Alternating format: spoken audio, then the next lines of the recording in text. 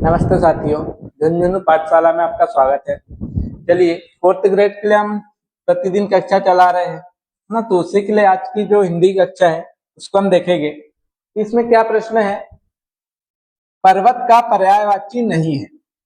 ठीक है, बिना कोई बातें किए डायरेक्ट हम प्रश्न पे आते हैं ताकि आपका भी टाइम खराब ना हो और बहुत कम समय में आपको ज्यादा से ज्यादा प्रश्न मिल सके। तो हम देखेंगे कि पर्वत का पर्यायवाची नहीं पूछा है, तो हमको प्रश्नों पे क्या ध्यान देना है कि एक बार इधर से पढ़ने के बाद में है क्या आगे आपको देखना है एक बार कि नहीं पूछा है या सही वाला पूछा है या गलत पूछा है।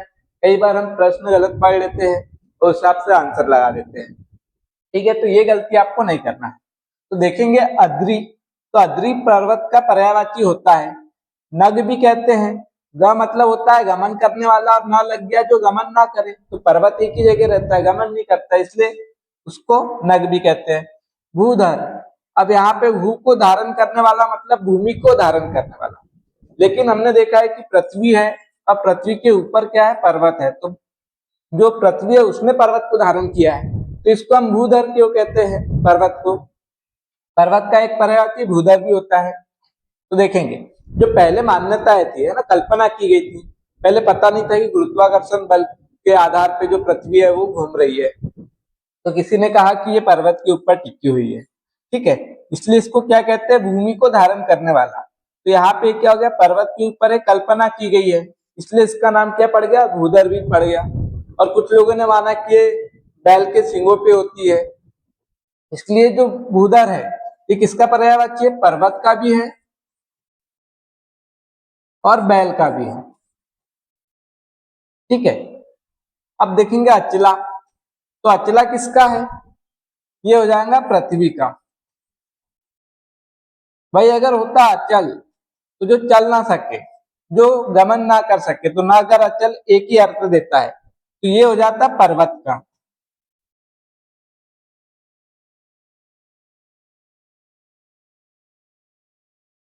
ठीक है, तो इस प्रकार से हो जाता। अगर यही ऑप्शन में आपको प्रश्न मिल जाता, यहाँ पे नहीं कटा हुआ होता और यहाँ पे पूछ लेता कि बैल का पर्यायवाची बताओ, अब प्रश्न बन गया बैल का पर्यायवाची है, चारों ऑप्शन है, तो अचला किसका हो जाएगा? धरती का हो जाएगा। ठीक है, भाई हम देखेंगे अद्री किसका हो जाएगा? पर्वत का हो जाएगा। नग भी किसका हो जाएगा? पर्वत का हो जाएगा। और जो भूधर है वो पर्वत का भी होता है, बैल का भी होता है, तो अगर ऐसा प्रश्न बने तो ये किसका कहेंगे हम? बैल का। तो यहाँ पे हम कौन सा टिक करेंगे? थर्ड टिक करेंगे। लेकिन जो प्रश्न है उसके अनुसार ये जो अचला है ये हमारे पास में सही आंसर हो जाएगा, क्योंकि ये किसका है? ये धरती का है हमारे पास पर्यायवाची। चलिए आगे हम देखते हैं। कृतज्ञ का विलोम बताना है आपको। कृतज्ञ का विलोम क्या है? स्वार्थी, मूर्ख, कृतज्ञ या फिर दुष्ट। तो आपको पता है कृतज्ञ क्या होता है? जो किए हुए उपकार को मानता है। ठीक है, और जो किए हुए उपकार को ना माने उसका विलोम, तो वो क्या होता है? कृतज्ञ। ये बहुत ही प्रचलित जोड़ा है, आपको पहले पता होगा कि कृतज्ञ का जो विलोम होता है वो क्या होता है? कृतज्ञ। यहाँ पे तीसरा हमारे पास में सही हो जाएगा। चलिए आगे हम देखेंगे। देखिए, अगर किसी को भी मॉडल पेपर चाहिए है ना, आपको 15 मॉडल पेपर मिलने वाले हैं। ठीक है, जिसमें आप प्रैक्टिस कर सकते हो, बिल्कुल परीक्षा में जिस प्रकार के प्रश्न आने वाले हैं वैसे ही इसमें भी आपको मिलेंगे। जो सिलेबस चेंज हुआ है उसके आधार पर मिल जाएंगे, और 15 टेस्ट मिलेंगे। अब जो पिछली परीक्षाओं में हुए तो उसको आपको अंदाजा हो जाएगा कि हाँ इस प्रकार से आते हैं। ठीक है, तो उस आधार पे आपको मिलेंगे, मात्र कितने में? 45 रुपए। ठीक है, अगर आपको चाहिए किसी को भी, और देखिए साथ में आपको फ्री नोट्स भी मिल जाएगी, अगर किसी को भी चाहिए तो क्या करें? इस नंबर पे व्हाट्सअप कर सकते हैं ना, 7723971581। इस पे आप व्हाट्सएप पे मैसेज कर सकते हो, तो आपको टेस्ट सीरीज मिल जाएगी। ठीक है, चलिए आगे हम देखेंगे। हवन सामग्री के लिए एक शब्द, ये वाक्यांश के लिए एक शब्द है, तो जो हवन की सामग्री होती है उसके लिए जो एक शब्द होगा वो क्या होगा? तो छवि होगा क्या? नहीं होगा, क्या होगा? हवि होगा, हवन से संबंधित। इसलिए क्या हो जाएगा? हवि हमारे पास में सेकेंड ऑप्शन बिल्कुल सही हो जाएगा। कुंड भी नहीं होगा, ना ही रवि होगा। ठीक है, तो जो आंसर हो जाएगा हवि हो जाएगा। देखिए अगला प्रश्न, अशुद्ध शब्द है, अब आपको बताना इसमें से अशुद्ध शब्द कौन सा है। तो बूढ़ा बिल्कुल सही लिखा हुआ है, रोड बिल्कुल सही लिखा है। अगर रोड इस प्रकार लिखा हो तो ये गलत हो जाएगा, है ना। रोड नहीं होता, क्या होता है, रोड होता है। बड़ाई, ये बिल्कुल सही है, किससे बना है, ये बना है बड़ा से, ये बन गया बड़ाई। जिस तरह बनता है भला से भलाई, किसी की भलाई करना, है ना। बड़ा से बड़ाई मतलब किसी की तारीफ करना, बड़ाई करना, वो शब्द है ना। और ये जो होता है बड़ाई, तो ये भी बिल्कुल सही है। याला बड़ाई होता है जो लकड़ियों का काम करता है, ठीक है। तो आप ये मत सोचना कि बड़ाई होना चाहिए था, तो बड़ाई सही होगा, है ना। तो ये भी सही है, ये भी सही है। और ये बड़ाई किस अर्थ में है, तो किसी की प्रशंसा करना, तारीफ करना, उस अर्थ में ये भी क्या है, बिल्कुल सही है। और सोडा नहीं होता है, ठीक है, ये गलत है। ये हमारे पास में सही हो जाएगा। क्या होता है, सोडा, डा होता है ना, ड़ा नहीं होगा। तो ये वाली वर्तनी सही है। तो अशुद्ध वर्तनी कौन सी है, तो हमारे पास में चौथा ऑप्शन सही हो जाएगा। चलिए आगे हम देखते हैं। देखिए, आंखें खुलना मुहावरे का सही अर्थ है। इसका जो सही अर्थ है वो क्या होगा, ध्यान रखना, इच्छा पूरी होना, धोखा खाना, या फिर सजग होना। बताइए इसमें क्या हो जाएगा। देखिए बहुत ही सिंपल सा है, लेकिन ऑप्शन इस प्रकार से आ जाते हैं कि हमको थोड़ा डाउट हो जाता है ना कि कौन सा हो सकता है। एकदम हम इसमें दुविधा में पड़ जाते ही कौन सा होगा। तो ध्यान रखना होगा क्या, तो आंखें खुलना से ध्यान रखना का कोई संबंध नहीं है, ये बिल्कुल नहीं होगा। इच्छा पूरी होना, तो आंखें खुलने से इच्छा पूरी नहीं होती है।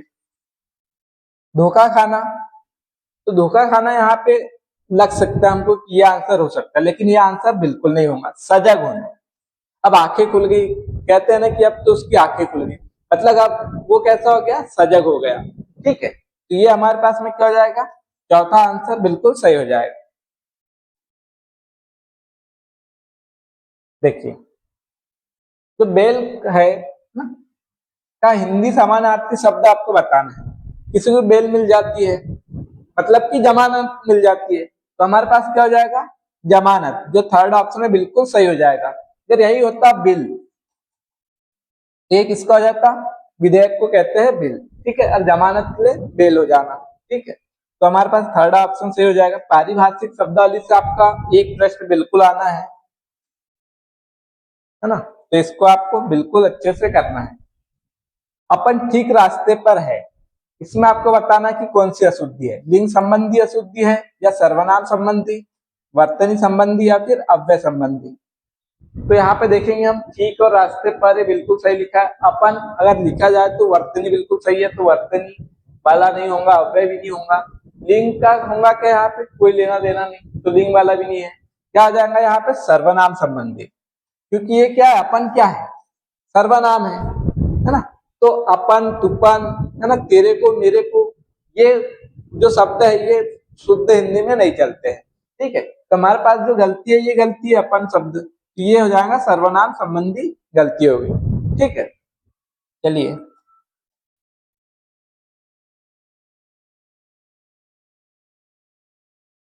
कार्यालय पत्रों में क्या नहीं होता है, जो कार्यालय पत्र होते हैं उसमें क्या नहीं होता है, तो कार्यालय का नाम पता होता है कि नहीं, ये तो बिल्कुल भाई, जिस कार्यालय में हमको लिखना है तो वहां का नाम पता होना चाहिए, तो ये तो होता ही है। और हमसे क्या पूछा है, नहीं पूछा है। आपको देखना है होता के पहले क्या पूछा है, नहीं पूछा है, तो हमको ये देखना है। अगर आपने प्रश्न पढ़ लिया कार्यालय पत्र में क्या होता है, नहीं पे ध्यान नहीं दिया, तो आपके पहले ही ऑप्शन देख लो, कार्यालय का नाम पता, हाँ यही तो जरूरी है, तो आप पहला टिक कर दोगे। इसलिए प्रश्न को दोबारा से रिटर्न से आपको एक बार पढ़ना है। तो ये नाम पता तो बिल्कुल जरूरी है, तो होता है। संदेह संबोधन, है ना, श्रद्धेय संबोधन नहीं होता है, किसी को वहां संबोधित नहीं करते है ना, कि प्रिय वर, इस प्रकार से नहीं करते हैं। तो हमारे पास में यही वाला नहीं होता है, तो सेकंड ऑप्शन से हो जाएगा। पत्र क्रमांक डालना जरूरी है कि भाई हमने पहला पत्र भेजा है, या आपको इसके पहले भेज चुके थे और हम भेज रहे हैं, दूसरा है, तीसरा है, तो जरूरी है। और विषय मुख्य होता है कि भाई किस कारण से भेज रहे हैं, तो तीनों चीजें तो होती है, लेकिन श्रद्धेय संबोधन नहीं होता है। चलिए आगे हम देखेंगे। कार्यालय जो पत्र वाला है उससे भी एक क्वेश्चन बनता है। यहाँ पे मैं जितने भी आपको टॉपिक करवा रहा हूँ उस सिलेबस में है, और एक एक क्वेश्चन हर टॉपिक का लेके आया हूँ। तो आपको ये समझना है कि ऐसे ही आपका एकदम मॉडल पेपर आने वाला है। ठीक है, देखेंगे आत्मानंद का संधि विच्छेद बताना आपको। तो आत्मा आनंद होगा क्या? आत्मा आनंद से नहीं होगा। ठीक है, वैसे नियम से तैयार हो जाना चाहिए और आ से, लेकिन आपको अर्थ को भी समझना है। ठीक है, आत्मा आनंद बिल्कुल नहीं होगा, आत्मन भी नहीं होगा। अब आत्मा आनंद है और आत्मा आनंद दोनों में हो रहा है नियम से। यहाँ अ और आ मिलके आ बन जाता है, दीर्घ संधि होती है। यहाँ भी आ और आ मिलके क्या बनता है? आ बनता है। इसमें भी क्या होंगी? दीर्घ संधि होगी। तो आत्मा आनंद किसको कहते हैं? जो आत्मा से आनंद मिले जिसको, है ना, आत्मा का आनंद। तो इसलिए आत्मा के साथ होगा, आत्म के साथ नहीं होगा। आत्म का अर्थ हो जाता है स्वयं, और आत्मा का आनंद जो आत्मा का आनंद है। तो ये चौथा वाला सही हो जाएगा। चलिए प्रत्यय वाला देखेंगे हम। ये प्रत्यय नहीं है, तो आपको बताना है कि इसमें से ये प्रत्यय नहीं पूछा है, तो किसमें नहीं है ये आपको बताना है। तो आपको दिख तो सब में रहा है ना। तो ये शब्द क्या है? स्थान, और ये हो जाएगा ये प्रत्यय। इसमें है पानिनी, देखेंगे तो पानिनी शब्द होता है। तो इसमें क्या है? ये प्रत्यय है। ग्रहणीय ये शब्द क्या होता है? ग्रहण, और ये होता, निकाल लो आप। ठीक है, इसके बाद मानवीय में देखेंगे, मानव और ये। तो अब सब में हमको ये प्रत्यय दिख रहा है, तो कैसे पहचाने? देखिए इसके लिए मैं आपको ट्रिक बताता हूँ। अब मानव से आप कुछ निकाल सकते हो क्या? आपको क्या करना है? अन प्रत्यय निकालने की कोशिश करना है। ई के पहले अगर आप अन प्रत्यय निकाल लेते हो किसी में, और जिसमें भी अन निकल गया तो समझ लो कि उसमें ई प्रत्यय नहीं है। ठीक है, अन निकल जाएगा तो ई में हम अन जोड़ देंगे, तो क्या बन जाएगा? अनीय प्रत्यय हो जाएगा। तो उसमें क्या होगा? अनीय प्रत्यय। अब स्थान से आप अन निकालोगे तो ना तो निकल जाएगा, लेकिन यहाँ अ नहीं निकलेगा। यहाँ से क्या निकलेगा? आ निकलेगा। आ और ना निकलेगा, तो यहाँ पे अन नहीं होगा। यहाँ से आप क्या निकालोगे? यहाँ नी है, तो यहाँ से तो बिल्कुल नहीं निकलेगा, है ना। अगर हम ई की मात्रा हटा दे तब भी ई और ना निकलेगा, इन निकलेगा यहाँ से। ग्रहण में ये इसको हम कर सकते इस प्रकार से, ग्रह और अन, यहां से बिल्कुल निकल जा रहा है ना। ये ना बदल जा रहा र के कारण, तो यहाँ र से हट गया तो ये ना में आ गया, तो यहाँ बिल्कुल निकल रहा, मतलब अन निकल गया। और ये ई, तो ये क्या हो जाएगा? ग्रह और अनीय हो जाएगा। इसमें ये प्रत्यय नहीं है, क्या है? अनीय प्रत्यय। ग्रहणीय में कौन सा प्रत्यय है? अनीय प्रत्यय है। मानवीय में देखेंगे तो मानव और ईय, इसमें से अन निकलेगा ही नहीं, क्योंकि ये लास्ट में तो वह है। ठीक है, तो यहाँ पे क्या हो जाएगा? आपका आंसर बिल्कुल ये हो जाएगा, थर्ड वाला। चलिए कौन सा विशेषण है, अब आपको बताना है इसमें से विशेषण कौन सा है। भलाई, तो भलाई क्या है? इसी विशेषता बताता है क्या नहीं बताता है? ये क्या भाववाचक संज्ञा है।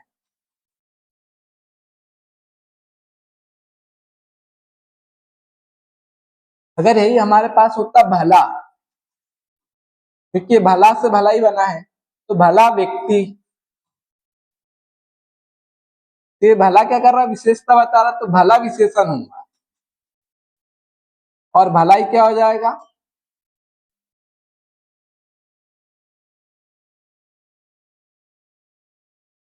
और भलाई भाववाचक संज्ञा। वैसे मिठास क्या है? भाववाचक संज्ञा है। ठीक है, मीठा इसका क्या हो जाएगा? अगर मीठा होता तो मीठा क्या हो जाता? विशेषण हो जाता।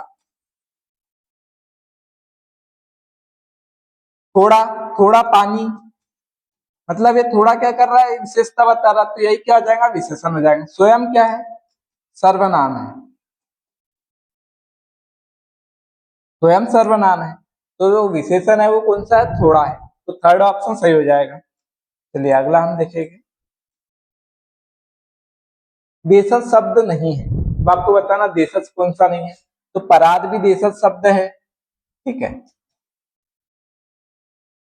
कपास भी क्या है? देशज ही है। बाजरा भी देशज है। गोधूम क्या है? तत्सम है, तो ये हमारे पास सही हो जाएगा। और इसका तद्भव क्या बनता है? गेहूं बनता है। ठीक है, तो ये हमारे पास में तत्सम शब्द है, तो चौथा ऑप्शन हमारे पास सही हो जाएगा। चलिए उपसर्ग देखते हैं, तो उप उपसर्ग नहीं है, नहीं पे ध्यान देना है, किसमें नहीं है ये आपको बताना है। तो उपेक्षा में देखेंगे तो कौन सा उपसर्ग है, उप और इच्छा, तो यहाँ पे बिल्कुल उप उपसर्ग है। उपजाऊ में क्या है, उपज शब्द है और आउ प्रत्यय है, इसमें उप उपसर्ग है क्या, नहीं है, तो यही हमारे पास आंसर हो जाएगा।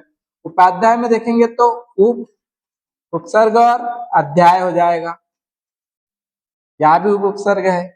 औपनिषद में देखेंगे तो ये क्या हो जाएगा, उप उपसर्ग, उसके बाद में क्या हो जाएगा, ये देखिए ईक प्रत्यय लगने से क्या हुआ, उ बन गया, औ बन गया, तो आपने उप निकाल दिया, ये हो जाएगा निस,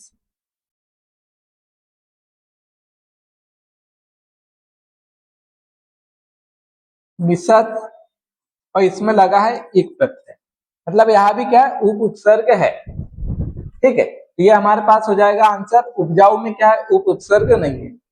चलिए निराशा में संज्ञा है, अब आपको बताना निराशा में कौन सी संज्ञा है, भाववाचक संज्ञा, व्यक्तिवाचक संज्ञा, जातिवाचक संज्ञा, संकेतवाचक संज्ञा, तो ये तो होता नहीं है, हमारे पास में तीन बचा है।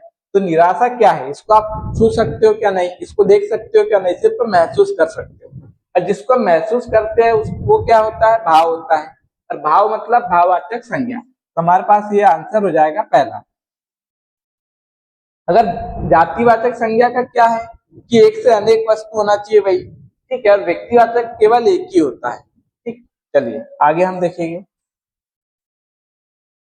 तिक्त का तद्भव रूप क्या हो जाएगा, तिक्त का तद्भव तीता नहीं होता है, तीखा हो जाएगा, है ना, और तिक्ता भी नहीं होगा, तीखन भी नहीं होगा, तो ये क्या हो जाएगा हमारे पास में, तीखा हो जाएगा, तो सेकंड आंसर बिल्कुल सही हो जाएगा।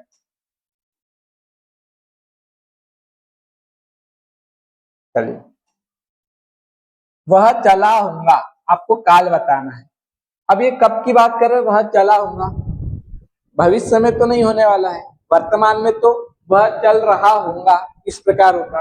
वह चला होगा मतलब भूत की बात कर रहे हैं हम, भूतकाल की, ये तो भूतकाल हो जाएगा, तो वर्तमान वाला हटा दो और भविष्य वाला हटा दो, बच्चा आप सामान्य भूत और संदिग्ध भूत, है ना। वह चला था, अगर होता तो ये सामान्य भूत हो जाता, अब चला होगा तो इसमें क्या हमको संदेह है, मतलब संदिग्ध भूत, तो ये हो जाएगा हमारे पास में चौथा आंसर बिल्कुल सही। ये लास्ट प्रश्न था। चलिए इसी के साथ आज की क्लास समाप्त होती है। अगर आपको अच्छी क्लास लगी हो तो कमेंट में जरूर बताएं, और आप इसी प्रकार चाहते हो कि क्वेश्चन लाया जाए या फिर टॉपिक वाइज कराया जाए या फिर मैराथन क्लास चलाई जाए, तो कमेंट में जरूर बताएं। धन्यवाद।